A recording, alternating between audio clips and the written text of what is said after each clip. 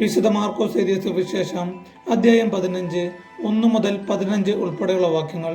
വിചാരണയും വിധിയും. അതിരാവിലെ തന്നെ പുരോഹിത പ്രമുഖന്മാർ ജനപ്രമാണികളോടും നിയമജ്ഞരോടും ന്യായാധിപ സംഘം മുഴുവനോടും ചേർന്ന് ആലോചന നടത്തി. അവർ യേശുവിനെ ബന്ധിച്ചു കൊണ്ടുപോയി പീലാത്തോസിനെ ഏൽപ്പിച്ചു. പീലാത്തോസ് അവനോട് ചോദിച്ചു, നീ യഹൂദരുടെ രാജാവാണോ? അവൻ മറുപടി പറഞ്ഞു, നീ തന്നെ പറയുന്നു. പുരോഹിത പ്രമുഖന്മാർ അവനിൽ പല കുറ്റങ്ങളും ആരോപിച്ചു.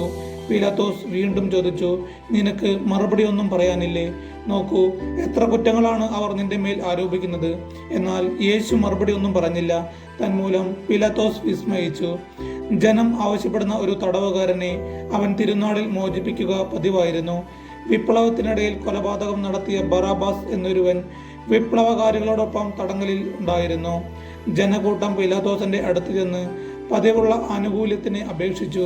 അവൻ പറഞ്ഞു, യഹൂദരുടെ രാജാവിനെ ഞാൻ മോചിപ്പിച്ചു തരണമെന്നാണോ നിങ്ങൾ ആഗ്രഹിക്കുന്നത്? എന്തെന്നാൽ അസൂയ നിമിത്തമാണ് പുരോഹിത പ്രമുഖന്മാർ അവനെ ഏൽപ്പിച്ചതെന്ന് അവനെ അറിയാമായിരുന്നു.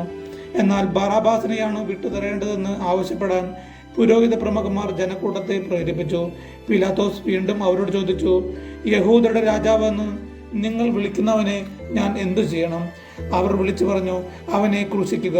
പീലാത്തോസ് ചോദിച്ചു, അവൻ എന്തു തിന്മ പ്രവർത്തിച്ചു? അവർ കൂടുതൽ ഉച്ചത്തിൽ വിളിച്ചു പറഞ്ഞു, അവനെ ക്രൂശിക്കുക. അപ്പോൾ പീലാത്തോസ് ജനക്കൂട്ടത്തെ തൃപ്തിപ്പെടുത്താൻ തീരുമാനിച്ചുകൊണ്ട് ബറാബാസിനെ അവർക്ക് വിട്ടുകൊടുക്കുകയും യേശുവിനെ ചമ്മട്ടിക്കൊണ്ട് അടുപ്പിച്ചതിന് ശേഷം ക്രൂശിക്കാൻ ഏൽപ്പിച്ചു കൊടുക്കുകയും ചെയ്തു. നമ്മുടെ കർത്താവായ യേശു മിശിഹായ്ക്ക് സ്തുതി.